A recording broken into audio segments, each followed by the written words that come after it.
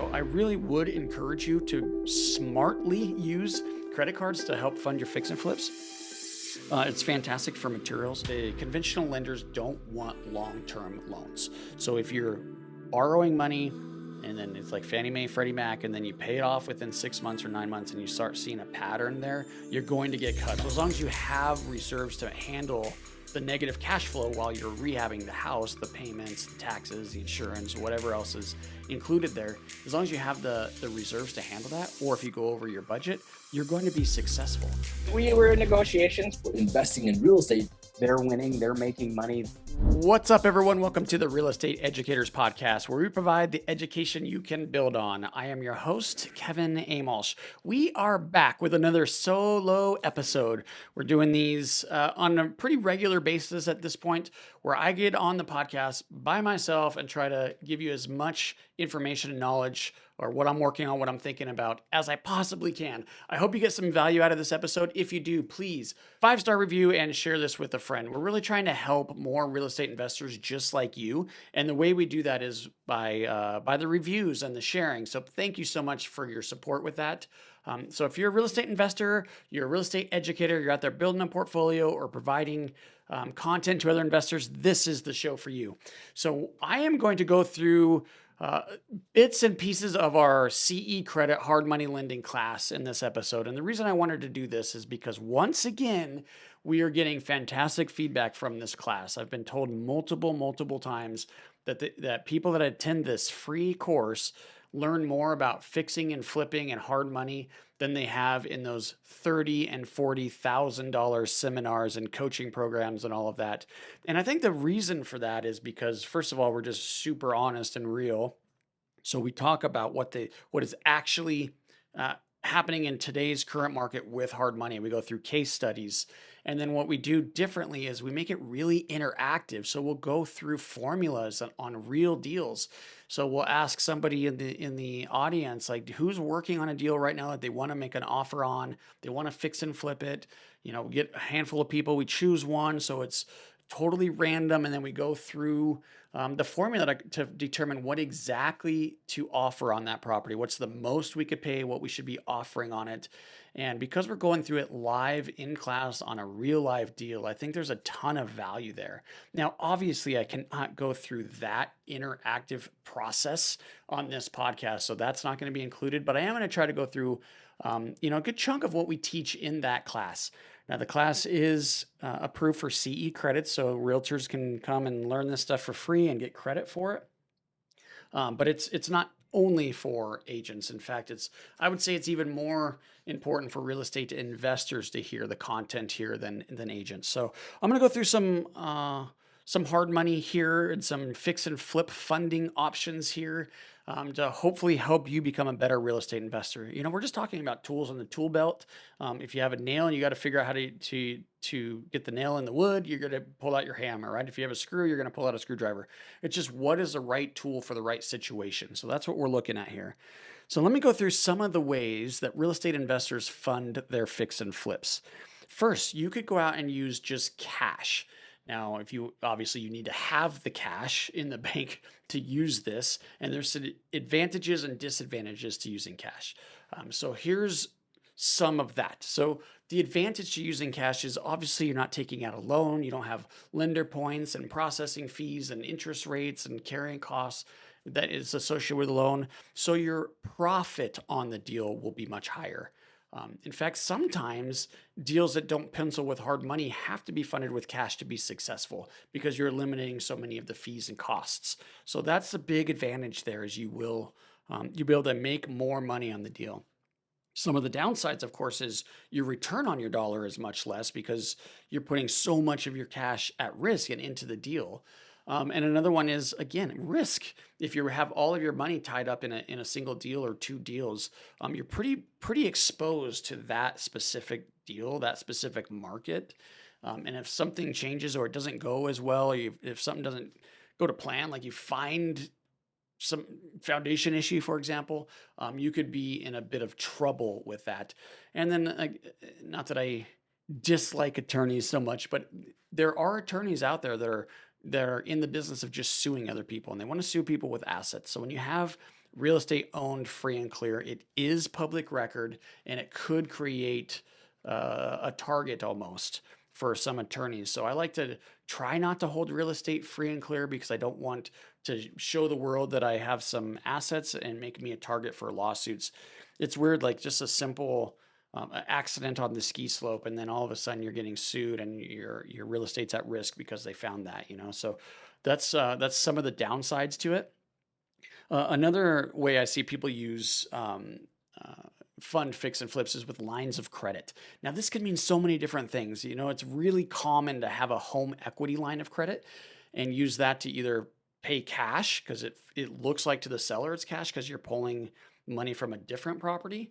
So it does act as cash even though you're borrowing the money. Or, you know, lines of credit with vendor accounts. So if you have suppliers and they'll do like a net 30 term where you could get the materials, get it to the job site, and you don't owe the money for 30 days. So that gives you time to get your draws with your hard money lender or your bank funding, get the draws in and pay them. You don't have to come up with all that money immediately. And then finally, credit cards. Credit cards are a fantastic way to help fund your fix and flips. Obviously, there's risk here when you're dealing with unsecured credit like that. But look, if you're able to borrow money and pay it in 30 days down the road, you pay it off completely. You don't have any interest payments. You don't have any interest expense. You get credit card points, and it gives you time, buys you time to where you can get your draws from your lender, and then you just pay the credit card off. So I really would encourage you to smartly use credit cards to help fund your fix and flips.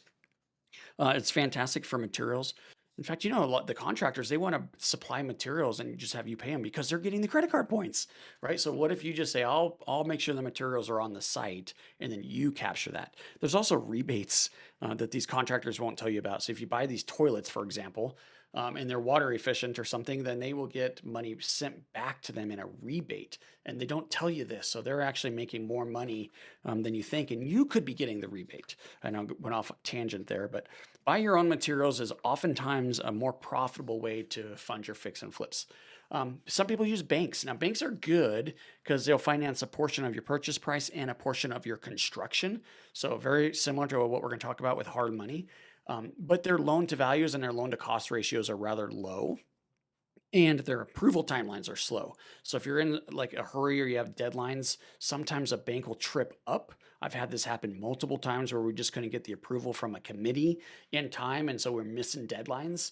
That could create a big problem for real estate investors because I'll tell you what, if you find a relationship with agents that are going to bring you deals, they want to know you could close and could close on time. If you start missing deadlines, they're not going to send you the deals anymore. So it's important to have a stellar reputation to have longevity and success in this business. So banks scare me a little bit, but that is an option. Advantage there is obviously they're going to be pretty low interest rates and low fees and that sort of thing. Extended draw timelines. So if you need your draws quickly to pay off that credit card that we were just talking about, expect some delays with that sort of thing. But it is a less expensive way to fund your fix and flips and more profitable. Okay, now the banks that fund these are typically not your Wells Fargo's or your Chase. Those it's going to be more like your small community banks, couple branches here and there, an appetite for business lending. They don't do a ton of consumer type financing. Those are going to be the banks, the small local commercial banks. You want to talk to the VP of commercial lending. That's the person you want to be talking to. And then they're the ones that will fund the purchase and the construction. Conventional loans, I see it happen sometimes where the fix and flip investor will use a conventional loan, but I would strongly discourage that.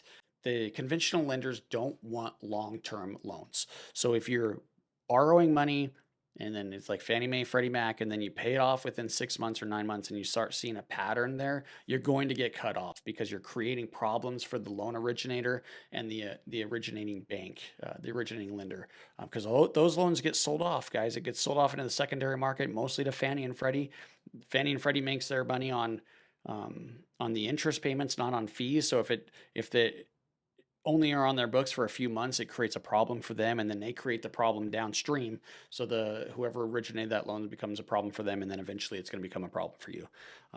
Another downside to conventional lending is they don't fund construction at all. So you'll need your 20 to 25% down payment plus all the construction money to do it.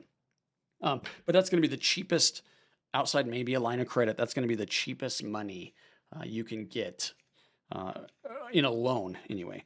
So cash, lines of credit, banks, and then conventional. And then of course you have the hard money. And so you think about hard money, and a lot of times you think about, well, expensive, high interest rates, high points. Why would I ever do that? So hard money is basically just mostly it's successful real estate investors that create more institutionalized private capital. So Pine Financial, for example, hard money lender, we loan on fix and flips, and we get our money from private investors, invest in our fund, and then sometimes we have some bank lines and that kind of thing. But it's really institutionalized private money. We don't have bank regulation. We don't have certain thresholds or underwriting guidelines that we have to follow. There's a ton of flexibility. So it makes it easier to borrow, but you are going to pay a little bit higher for it. This episode is brought to you by Pine Financial Group. Pine Financial is a private lender specializing in short-term rehab lending to real estate investors. Got a property that needs some love? We can help. We are able to offer funding solutions because we raise private money from individual investors. With more than 15 years of experience, Pine offers passive investors an alternative that provides stability, consistency, and security to your portfolio. If you like real estate but want to avoid the ups and downs and effort, a Pine mortgage fund could be a perfect fit for you. Accredited investors will experience an 8% preferred return and profit sharing. Diversify your portfolio out of Wall Street and into Main Street with a Pine Financial Group mortgage fund. Get more information at pinefinancialgroup.com. That's pinefinancialgroup.com. I want to touch quickly on the difference between private money and hard money. So I did mention that Pine Financial is mostly funded with private money. So investors invest in our fund. So it's a pool. And then we use that money to loan out to real estate developers and real estate fix and flippers, like probably you. So we would bring the money in, lend it to you. So the money that's coming to you for your fix and flip is private money. There's just somebody in the middle. There's like a middleman, I guess. The hard money lender is basically the middleman. Now, true private money, if you're eliminating the hard money lender and you're going directly to the source of the capital, that would be like your uncle, your aunt, your friend, someone you met at a meetup group. They're just funding your deal for you. The only difference really between that and a true hard money lender is there's no middleman. You're going directly to the source. So you'll probably get a little bit cheaper money that way because you don't need to pay the hard money lender that's originating that loan. But it can be a little bit more challenging because you got to go out and raise that, right? You got to sell your business, sell your project, and get them to invest in it. So what we see oftentimes is real estate fix and flippers are always trying to raise private capital because it's a little bit cheaper than hard money. It's easier to operate than banks. And it's when you have it, it's accessible. You could close quickly, all of those advantages, but they supplement that with hard money. So if they don't have the private money available to them on a specific project, they'll give it to us. We'll fund it for them. So we're sort of like the backup plan, I guess you could say. So that is very common in this business. And as you establish yourself, you probably do want to start raising your own private capital, but supplement with hard money, great strategy, or get started with hard money, get a track record so it's easier for you to raise money. That's also a great strategy. So rates are pretty high in hard money. We loan in Colorado and Minnesota mostly, but we also do some business in DC and Wisconsin.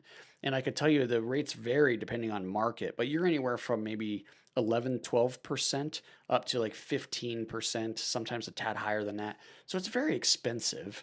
And we have some products that are getting those rates way, way down. So we're going right at banks. We're able to compete now with banks, but with the flexibility. So you can get close to bank rates with the flexibility of hard or private money. So we're really working hard on that. And we're getting very close to that. So we'll talk a little bit more about our loan products, but in general, if you're trying to highly leverage a project, you're using hard money. They have to make some exceptions because of some issue on the credit file. You are going to pay a little bit more for it. So I would expect 11, 12%, something like that. Plus points. So a point is 1% of the loan amount and a fee to the lender. So if you borrow $100,000 and the lender is charging you 2 points, that's 2% of 100,000. So your fee would be $2,000. That's how that works, and that's what it means when you say loan points. All right, so when would you use hard money? Why would you pay these extraordinary? That's a tough word. Why would you pay these really high interest rates? So the primary reason people go to hard money instead of other sources is because the house needs work. So oftentimes conventional or banks, they want the property habitable, which is sort of strange because we're buying properties that need work. But there's a habitability test with a lot of lenders, and if it's not habitable, they won't fund it. And let me give you an example of that. I was buying a property close to 20 years ago, actually. It was one of my first projects, and it did not have a stove. It was a foreclosure, and there was no stove. So the appraiser marked it as not habitable because there's no way to cook food. You can't live there because you can't cook food, right? And the stove is they call it it's fixture or it's fixed, but it's all you do is plug it in, so it's not like it's mounted to anything. So literally, just buying a stove, putting it in there, and plugging it into the wall, and then all of a sudden it's habitable. So that little $300 to $400 fix created a situation where you can go get a bank loan or a conventional loan. In this specific example, I was making it a rental property, and I wanted conventional financing. So I wasn't able to get the conventional financing because of the stove, because the appraiser market is not habitable. So I had two options. I could either go to hard money, get it funded, get the stove, make the repair, whatever it needed to become habitable, and then refinance it into a conventional loan. So that's option one. Or two, I could just install a stove and have it reappraised, which is the direction I ended up going. So yeah, sounds weird. I bought a stove and installed it into a vacant house that was currently listed for foreclosure so that I can get a new appraisal and get that thing funded. So habitability, the house needing work, that's a big one. Think about some of your main problems like mold or foundation. Those almost always have to go hard money because regular lenders just don't want that. They're afraid of it. So the more work the property needs, the more we want to fund it. One, but more often than you is that you have to go that route to fund it. So number one would be if the house needs work, it's worth paying those higher rates. Fast closing. Hard money lenders can close extremely fast. In fact, we have a 90% acquisition loan, which I'll tell you about in a minute, that can close in just a couple of days. So if you're running up against a deadline and you don't want to lose earnest money, it's a fantastic deal. You don't want to lose the potential profit in a deal. You need to close really, really quickly.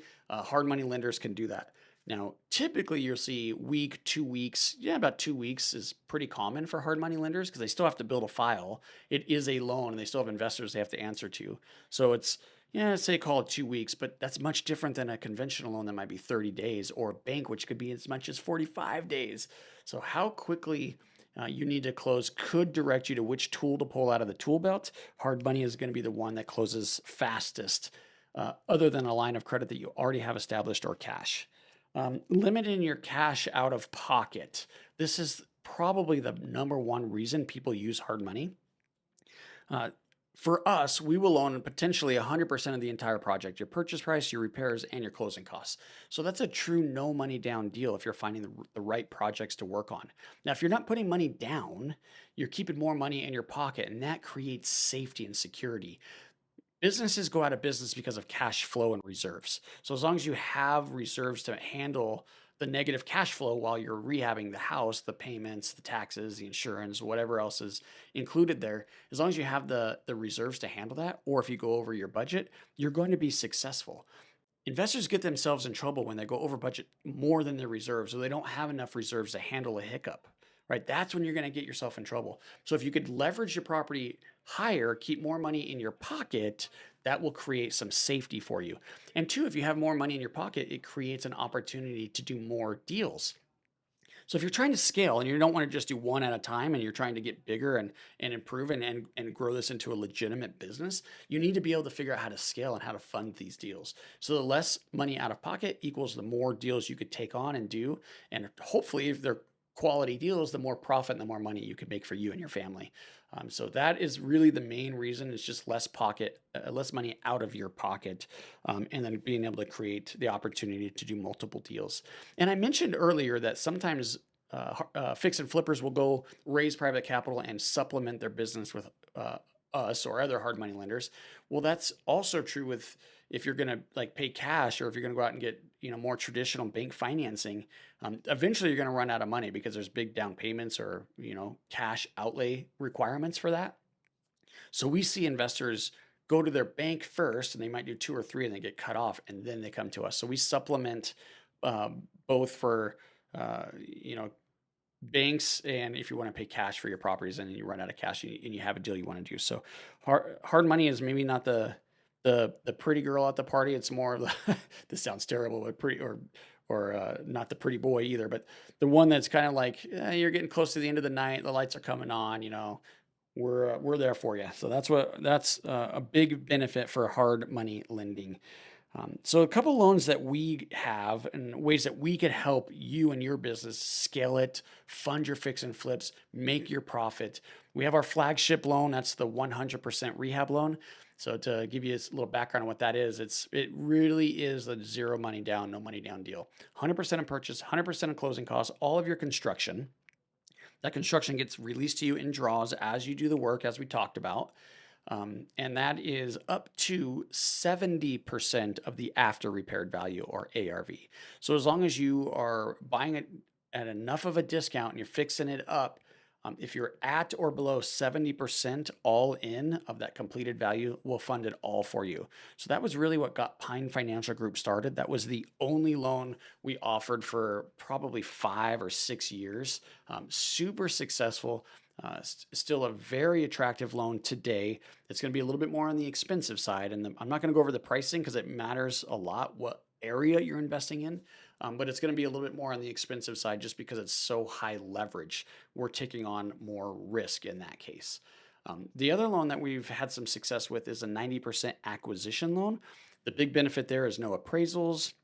We can close super fast. We are high leverage high with 90% of the purchase price, but you got to fund all of your own construction. And because you're putting all of that construction money into it, that's why we don't need an appraisal. We're typically a pretty good loan to value where we're comfortable without an appraisal. And it's very, very fast and easy. No construction draws. You don't have to worry about any of that. You just get 90% of your purchase price covered. So 10% down, very easy. People like that because of its ease and it's a little bit cheaper. And then the new one that we're rolling out that we're really excited about that I think is going to compete well with banks and some of our competition is the 90/90 loan. That's 90% of your purchase price and 90% of all of your construction. So you have 10% of the total cost plus your closing costs into the deal from day one, but then that's it. Then we cover everything else. So it's still super high leverage, but that 10% down helps us a lot because it's loans that people want if we're going to sell them, if we need to pledge them to banks. It's just a great loan for us to have in our portfolio. So we're getting very aggressive with our pricing on that in certain markets. So check us out on pinefinancialgroup.com. Give us a call and we'll talk about your specific deal, your specific market. And if that 90/90 will work for you, that's going to be probably your best option. If not, then we could definitely look at the 100% loan or just a 90% acquisition. And then we can go through all the pricing. We could walk you through the numbers, how much money we think you're going to make, what you should be offering, or what how much money you're making based on your offer, or what you should be offering if you want to make a certain amount of money. We love talking real estate, so we would be happy to go through all of that with you. Again, you could call us 303-835-4445 or pinefinancialgroup.com. And finally here, because of this hard money lending class has had so much success and such raving reviews, I'm very proud of it. We ended up writing a book, or I ended up writing a book based on that class, but it goes into a lot more detail than we teach in that 2-hour class. So we don't here's an example. We don't talk about some owner financing strategies and how to combine owner financing with hard money in that class. We don't talk about mezz debt and how you can bring in mezz or pref equity to fund your real estate transactions in that class, because it's just a little bit higher level topics for that class. But I do cover that in the book. So there's everything that you would get in the class plus more in the book, and that's Fund Your Flip. Fundyourflip.com is the website. I can't remember what we priced it at, but I could tell you this, we're not making money on it. This is really to help real estate flippers. It's a great way for us to market Pine Financial Group first, but it's also a great way to help fix and flippers decide what's the best way to fund their flips. So again, fundyourflip.com. I encourage you to read it and then give us some reviews on Amazon. And then if you get some value from this podcast, please help me out. Like I mentioned in the intro, we're trying to help more real estate investors. I can't do that unless we grow. The way we grow is by you helping us grow. So 5-star review, share the episode with a friend. If you learned something, let me know. Happy to speak to anybody. I still respond to my emails. Calling me might be a little bit tough, but if you want to email me, I'm happy to respond to you. If it's about a specific deal, I might turn you on to one of our sales team to help you walk through numbers and that sort of thing. But I still respond to emails at kevin@pinefinancialgroup.com. And so thank you so much for checking out this episode. You have lots of different podcasts you could be listening to right now, and you chose the Real Estate Educators podcast. And I am so grateful to you for that. So I hope you make this day a great one. Thanks for checking it out. Hey guys, I hope you enjoyed this episode as much as I did. If you did, please be sure to follow and leave us a review. Oh yeah, and tell a friend.